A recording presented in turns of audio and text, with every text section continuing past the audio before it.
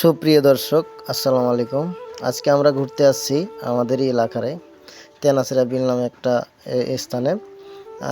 এখানের একটা অংশে একপাশে অনেক পদ্ম হয়, যে আমার হাতে দেখতে পাচ্ছেন একটি পদ্ম।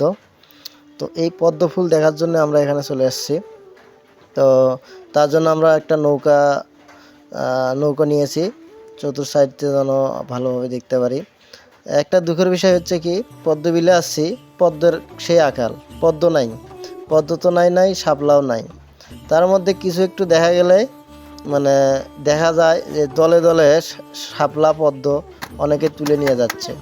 তা আমি বলবো, যারা এই পদ্ম বিলে আসবেন সৌন্দর্য উপভোগ করার জন্য, তারা দয়া করে বেশি পদ্ম তোলার দরকার নেই।